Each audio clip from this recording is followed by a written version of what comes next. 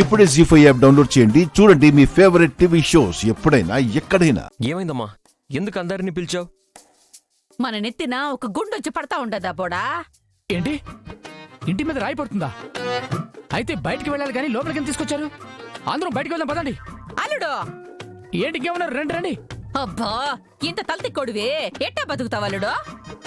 బండ అన్నారు, రాయి అన్నారు, పడుతుందేమోనండి. అయ్యో కూసో. బండ, రాయి. ఇప్పుడు వచ్చిన సమస్య ఏంటత్తయ్య? కౌశికి, సురేష్. ఇందాక జగదాత్రి సురేష్ అంటే ఇష్టమా అంటే లేదు అని ఒక్క మాట కూడా అనలేదు. అంటే దాని అర్థమైంది. కౌశికి మనసులో సురేష్ మీద ప్రేమ అలానే ఉంది. అది ఈ రోజు కాకపోయినా రేపైనా బయటపడుతుంది. పడితే పడనివ్వండి మావయ్య, మనకొచ్చిన నష్టం ఏంటి? మనం రోడ్డు మీద పడతాం. మర్చిపోయారా? ఆస్తిలో ఎక్కువ వాటా ఆ కౌశికి పేరు మీదే ఉండాది. ఉన్నది ఒక్క కూతురే కాబట్టి ఆస్తి ఇల్లు దాటదనుకున్నా. కానీ ఇప్పుడు మొగుడు తిరిగొస్తే పెత్తను మొగుడు పిల్లల చేతికి వెళ్ళిపోతది. పైగా సురేష్ తక్కువైనడు కాదు. మనం కౌశికి తెలియకుండా మనం నొక్కేసిన డబ్బులన్నీ కనిపెట్టి కౌశికి ముందు డిస్కషన్ మొదలు పెడతాడు. అప్పుడు ఇద్దరికి మనం భయపడాలా. సురేష్ ఇంట్లోకి కౌశికి జీవితంలోకి తిరిగొస్తే మనం అన్యాయమైపోతాం. అయితే వాళ్ళిద్దరినీ కలవకుండా చేస్తే? బావా అక్క కలిస్తేనే కదా ప్రాబ్లం. ఇప్పటికి మీకు ఆ సమస్య, దాని నుంచి ఎలా బయటపడాలో అర్థమై ఉండదు కదా.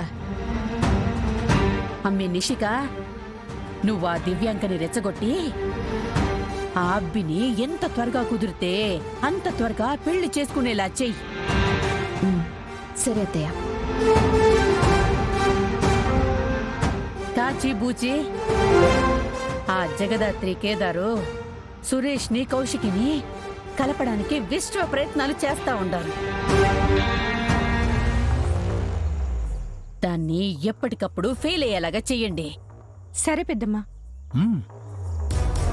సురేష్ పెళ్ళయ్యేదాకా సురేష్ కౌశికి కలవకుండా ఉండేలా చూసుకుందాం. కౌశికి మనసులో మంట ఆకుండా ఎప్పటికప్పుడు ఆజ్యం పోస్తూనే ఉందాం. సరే బాబాయ్. ఈసారి కౌశికి సురేష్ కలవకుండా ఎట్టయినా ఆపాలా. మీరు అనుకుంటే అయిపోతుంది అత్తయ్య. ఒకసారి అలాగే సక్సెస్ కూడా అయ్యారు కదా. ఏందల్లుడు? ఏం లేదు అత్తయ్య, మనసు పొరల్లో దాచిన ప్రేమని అక్కడే భద్రంగా ఉండేలా చూసుకుందాం అంటున్నా.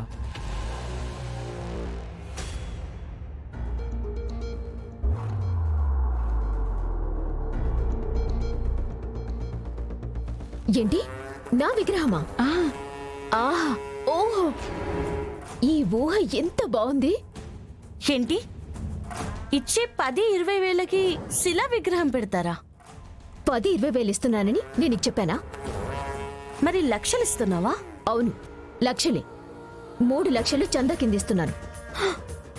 3 లక్షలా? అసలు ఈ సిటీలోనే అంత చందా ఎవరు ఇవ్వలేదు మేడం. నిషి, నీకేమైనా పిచ్చా? ఏయ్, నీకిక్కడేం పని? పో లోపలికెళ్ళు. మీరు చాలా గ్రేట్ మేడం, సూపర్ అసలు.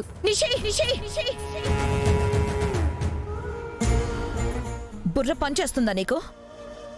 అలా అంటారేంటదినా? మరి ఎవరైనా చందా కింద 5,000 10,000 ఇస్తారు. ఇలా లక్షలు ఎవరైనా ఇస్తారా? నేనిస్తా అన్నది మీ డబ్బులు కాదు కదా. ఆఫీస్ నుంచొచ్చే ఆదాల్లో మా వాటాలో వచ్చే డబ్బుల్లో నేనిచ్చుకుంటా. ఏమైందమ్మీ? ఏంది గొడవ? చూడండి అత్తయ్య, నేను మాకు మా ఆయనకొచ్చే డబ్బు వాటాలు అనాథ శరణాలయం కట్టడానికి డబ్బు ఇచ్చి ఒక మంచి పని చేద్దాం అనుకుంటూ ఉంటే వదిన అడ్డుపడుతుంది. నిషికా,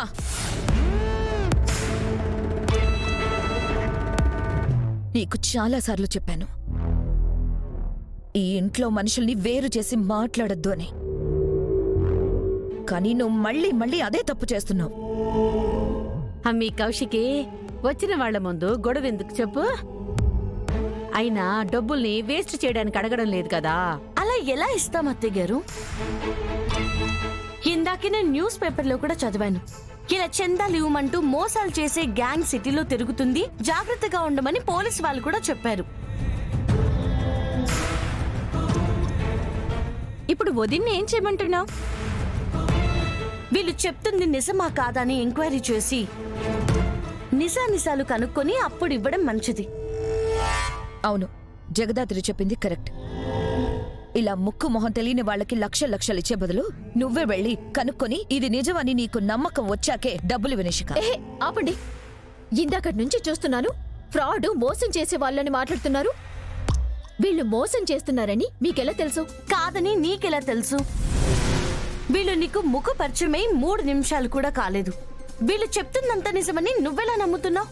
వాళ్ళని అనుమానించే అవసరం నాకు రాలేదు కాబట్టి. అయినా ఫ్రాడ్ చేస్తున్నారని ఎలా తెలుసుకుంటారు? నేను చెప్తాను.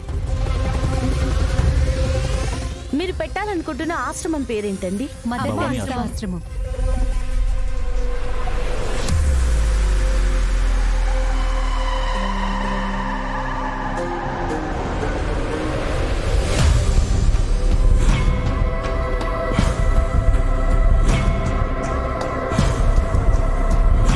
అంటే మేడం ఈ 3 అనుకుంటున్నాం, ఇంకా ఏది పెట్టాలో ఫిక్స్ కాలేదు. ఓహో, అయితే ఓకే. ఆశ్రమం ఫౌండర్ ఎవరు? ఆయన పేరేంటి? ఆయన ఏం చేస్తుంటారు? ఇంతకు ముందు ఇలాంటి ఆశ్రమాలు ఆయన ఏమైనా కట్టారా? ఆయన పేరు సతీష్ మేడం, రియల్ ఎస్టేట్. ఇంతకు ముందు ఏం కట్టలేదు. సరే, ఒకసారి ఆయన నెంబర్ ఇస్తారా? నేను మాట్లాడతాను.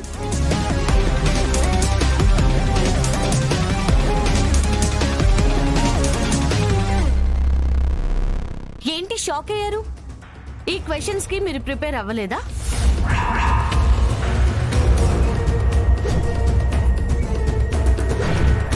వీళ్ళు నకిలీనా కాదా అని తెలిసిందా నిషి?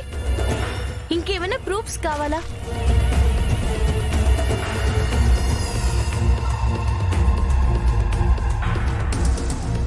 ఒక్క రూపాయి కూడా వీళ్ళకివ్వకండి వదినా.